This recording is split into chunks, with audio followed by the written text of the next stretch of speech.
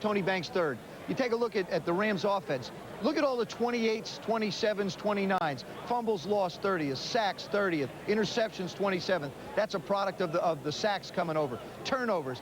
Everything revolves around the fact that their quarterback was not productive.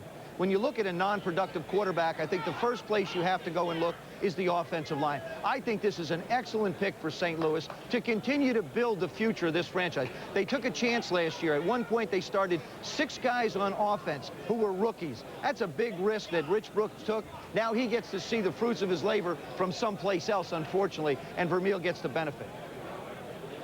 Lawrence Phillips is, of course, that's another story with the St. Louis Rams, the pick made last year before Vermeil was there. When he got out of spending time off-season for a transgression, Dick Vermeil was the first guy to see him there.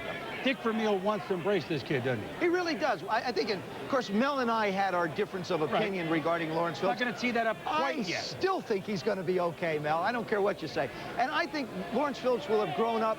The problems now, I believe, are behind him. And Dick Vermeil has basically sat down with this young man and said, listen, I need you to step up and be the guy that everybody expects you to be. Tony Banks proved he could get the job done. Eddie Kinnison proved he could get the job done. The only guy left in the 3 that were taken last year is Lawrence Phillips. And I really believe that Coach Vermeil and the veterans on that staff, Jerry Rome is the coordinator, does a great job with young people. I think they can bring them along and bring this kid to the level they need to. They've got all the pieces on the offensive side of the ball to get things done that they want to be productive. Well, if they draft Orlando Pace, then comes the problem. Now we got to sign him. And this could be difficult. That's something that, you know, he did not make the trade with him already signed. Let's go out to St. Louis with our Mark Malone. And Mark, good morning out there still. And I've got to wonder what the Rams are feeling. Do they think they're going to get into a big battle in the trenches over signing Orlando Pace? Well, I've had some long discussions, Chris, with both Dick Vermeil and John Shaw, the general manager here, about that very subject. They don't think it's going to be too bad. They think the best thing that happened was they followed, or that Orlando Pace followed Keyshawn Johnson, a skill player, #1 pick. They know what the cap number is going to be probably by Monday for the #1 overall pick. And they'll go ahead and start negotiations.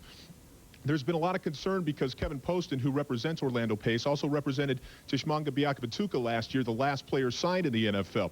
Dick Vermeil said, listen, we want to get this thing done. We're going to be fair about it. But the other thing about this whole thing, Chris, is the fact that they're talking about investment in this franchise for the long run. If this kid is 3 weeks late getting in here because of a contract situation, then that's okay. They understand that this guy is going to be a great player for a very, very long time. They're going to try to be fair with him. And again, I think under this new system, there's going to be a cap number for this player. And the fact that he's following Keyshawn Johnson, I think, makes it a very attractive situation for Orlando Pace. I know Vermeil has been in discussions with Orlando. They've talked several times since they've made the trade from 6 to 1, and he feels very comfortable about it. He says, all I've got to do is coach him. This franchise, Chris, has got to sign him. Well, we didn't think that moving up to the #1 slot, Mark, and of course, why not? It's your dime, if you will. It's your 15 minutes of fame, and that's what you get in every pick in the first round. If this is the first year that you're watching the draft, second round is 10 minutes, third and et cetera rounds are 5 minutes each. But perhaps, and I heard this morning that maybe Detroit was at least inquiring to go up all the way to #1. Perhaps, Mark, the Rams could be getting other calls at this moment, even though they went all the way up to #1 with a plan in mind. Would they entertain getting out of there at this point? Well, I'll tell you what, I talked to Dick Vermeil, and we spent some time last night and talked about this very subject. As of late last night, he had not had a phone call from anybody, no inquiries. Now, it could very well be. There had been rumors that Detroit was looking to move up and take a couple of picks there. So it's possible. I don't think so. Dick said that it would have to knock his socks off if he was going to trade this pick. He actually wanted to go for 2 quality defensive football players in this draft, and he thought by having the #1 pick overall, that would give him the ability to do that. But he said he felt comfortable with taking Orlando Pace because in his mind, he was the most dominating player in this draft. There was actually no question about that. Chris? Well, I don't know that anyone has knocked his socks off. They hope that Pace can knock the socks off of those that he blocks the pick is in.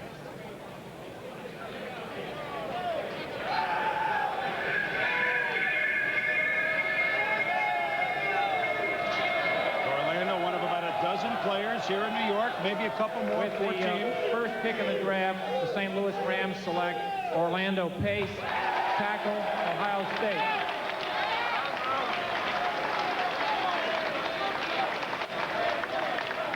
6'6½", 335. You saw his athletic ability. And as we watch the congratulations for a young man that you had a feeling #1 pick was a possibility even after a year ago in '95. Just a little thought. I mean, he's a wonderful kid. The Oakland Raiders are now on the clock, selecting for the second pick. How many years can he excel in the league? You look at him as a 10, 12-year player, Mel. Well, you have to, Chris. You're taking him #1 overall in the draft. They had that major need at the left tackle position. They needed help. They went out and only gave up a 3, a 4, and a 7 to get the best player in this draft. Started 38 straight games at Ohio State, never missed a practice. Great football player. And as I said before, the one thing in this draft, Oakland and Seattle traded up very early in the process 2 weeks ago. Oakland wanted Orlando Pace. It did not work out. So you have to believe that Al Davis and the Raiders are not happy to see St. Louis deal up to the Jets' #1 pick and take Orlando Pace. Well, certainly Orlando's signability is one question. But if I'm Orlando's agent, I don't worry about signing right now. I'm on the phone to IHOP or Aunt Jemima because this guy invented or reinvented the pancake block. So if you're listening out there, there's an early tip from someone who cares. Get the deal first with the commercials, then move on perhaps and sign with the Rams. And we hope that there is no trouble and that he gets in on time.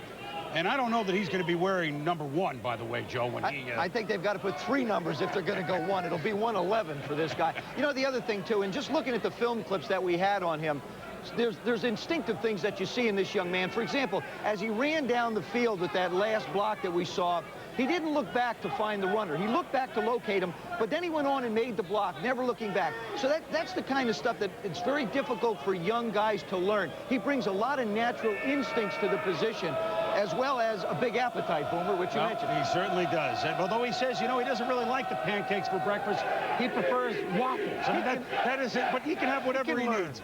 Well, next on the clock are the Oakland Raiders. They originally wanted Orlando Pace, but after, as Mel described, the trade up by the St. Louis Rams, the Raiders maneuvering of a couple weeks ago to acquire the pick from New Orleans here at #2. Now they have already just the second pick of the draft. Decisions, and phone calls certainly coming from a couple of teams. Let's go to Miami with Chris Mortensen. And Mort, the Raiders have gotten some calls, obviously from Detroit. That's one. What else is going on, and who will be calling them in the next 12 minutes? Well, I think the Lions are probably having a final discussion with the Raiders about moving up from the 5 spot. Last night, they were willing to offer a 3rd-round pick. I spoke to Bobby Ross, the Lions' new head coach, a little while ago. He's quite comfortable with staying at 5, so he's not going to overpay to go to 2. They would take Darrell Russell, the USC defensive tackle, if they moved into the Raiders spot. And if the Raiders can't trade, they apparently are going to take Darrell Russell. And some people will say they got Chester McLaughlin, they got Russell Maryland. Well, they would play Darrell Russell possibly at defensive end. And, of course, the Seattle Seahawks holding their breath that they don't take Sean Springs, Chris. Well, could there be a possibility with the Jets involved here going up, or are they going to swiftly move down? I don't think so. I think that scenario is too complex, and I really believe this. If the Raiders move, it'll be with the Lions. Well, we'll keep pace on this one, no pun intended, but the man that just drafted Orlando Pace is Dick Vermeil. He's come out to visit with our Mark Malone, and Vermeil's first draft pick in 15 years. He's got to be excited, Mark.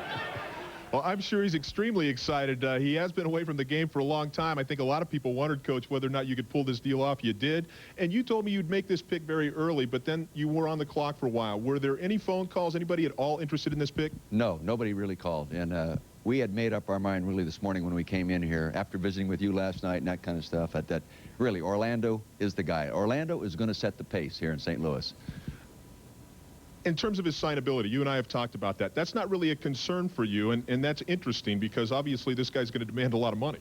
No question, and he'll deserve it. And we'll make him earn it, too, believe me. But I think I have to worry about coaching him. I have to worry about everybody else we put on the field. Jay Zygmunt, who handles that. John Shaw will back it up. They'll get it done. Sooner or later, it will get done, and he will be on the field. Currently on the depth chart, you have a former #1 draft pick in Wayne Gandy at left tackle. Is Orlando Pace your starting left tackle as of today? Chances are he will be when we get him on the field, and we'll move Wayne over to the other side and compete at that right tackle spot, and maybe Wiegert inside at a guard. Really, this one move has strengthened our offensive line so much, and we have Gerald Perry here really getting ready to play football. It could be a very good offensive line. Well, it's a big pick for St. Louis. They also signed 2 days ago John Gurrick, a former offensive guard for the Minnesota Vikings. They have a second pick coming up. It'll be the 8th overall in the second round. Probably be looking at defense. Now let's go back to New York and Chris.